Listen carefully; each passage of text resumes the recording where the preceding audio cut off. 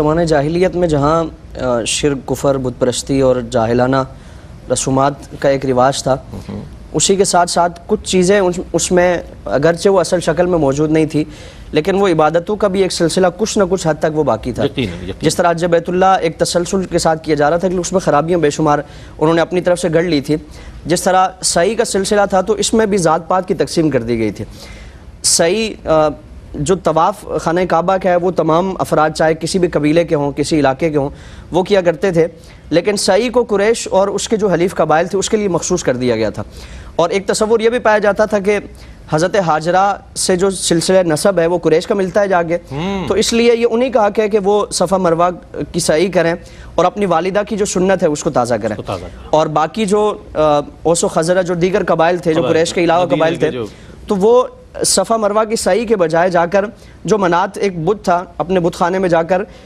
तवाफ़ से जब फारिग होते तो वहाँ जाकर इबादत करते, वहाँ जाकर बुतों के आगे सजदा रेज़ होते। यानी जो खालिसतन अल्लाह रब्बुल आलमीन की तौहीद से मुताल्लिक़ एक इबादत है उसमें भी इन ग़िलाज़तों को, इन गंदगियों को शामिल कर लिया गया था। फिर ज़माने जाहिलियत में एक जो सफ़ा मरवा की सही के दरमियान एक और जो कबाहत पैदा कर दी गई थी कि सफ़ा और मरवा इन दोनों पहाड़ियों पर दो बुत रखे गए थे, उसाफ़ और नाइला नाम के। और ज़माने जाहिलियत में इन दोनों ने खाना काबा की हुदूद में बदकारी की और अल्लाह रब्बुल आलमीन ने उस पर अजाब नाजिल किया, दोनों को पत्थर की शक्ल में मस्क कर दिया।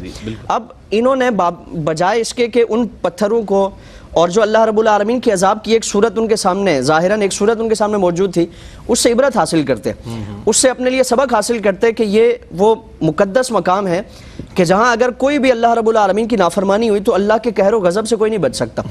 बजाय इसके कि वो अपने लिए उससे सबक व इबरत हासिल करते, उसको एक तकद्दुस का मकाम दे दिया, एक अदब व एहतराम का मकाम दे दिया और उन दोनों पत्थरों को उठाकर एक को सफ़ा पे नसब कर दिया, एक को मरवा पे नसब कर दिया और उससे अदब व एहतराम का एक रिश्ता जोड़ लिया कि जब भी सफ़ा पर जाते तो उसको मस करते और आदाब व तस्लीमात बजा लाते, मरवा पे जाते तो दूसरे। आप सल्लल्लाहु अलैहि वसल्लम ने जब फतह मक्का हुआ तो उसके बाद हुक्म दिया कि सारे बुत वो तोड़ दिए जाएँ और उसाफ़ और नाइला और दीगर जो बुत थे आप सल्लल्लाहु अलैहि वसल्लम के हुक्म पे सबको पाश किया गया। तो अब अंसार ने चूँकि और फिर मनात का जो बुत था, बुत खाना, उसको भी तोड़ दिया गया।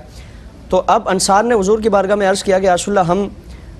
तवाफ़ के बाद वहाँ जाते थे और कुरैश सफ़ा मरवा पर सही के लिए जाते थे, तो अब हम कहाँ जाएंगे? तो और फिर दूसरा जो कुरैश सहाबा इकराम थे उनमें भी ये एक उलझन पाई जाती थी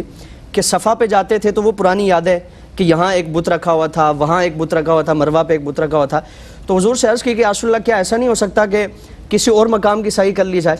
या फिर सही ही करनी है तो तरतीब, हाँ मुमासलत ना, या फिर तरतीब यानी सफ़ा से मरवा के बजाय मरवा से सफ़ा शुरू कर दिया जाए। तो इस पर अल्लाह रब्बुल आलमीन की आयत करीमा नाजिल हुई कि इन्ना सफ़ा वल मरवा मिन शाअरिल्लाह, कि सफ़ा मरवा ये ज़माने जाहिलियत की वो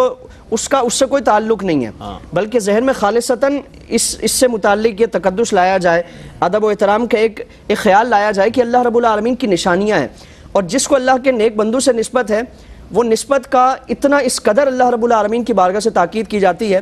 कि उसमें तरतीब को भी तब्दील नहीं किया जा सकता। यानी सफ़ा से मरवा अपनी तरफ से ऐसा नहीं किया जा सकता कि मरवा से सफ़ा शुरू कर दे। हज़रत हाजरा ने जैसा किया, जहाँ जहाँ उनका जो अमल रहा, जहाँ तेज़ कदम चली वहाँ फरमाया कि तेज़ कदम चलना है, जहाँ से उन्होंने शुरू किया फरमाया कि यहीं से शुरू करना है। तो कुरान करीम में इसकी जो आयत करीमा यहाँ सूरह बकरा में बयान फरमाई गई,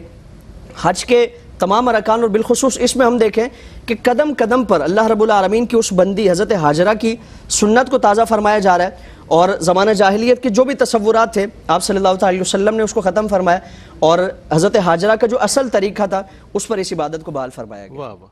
अच्छा।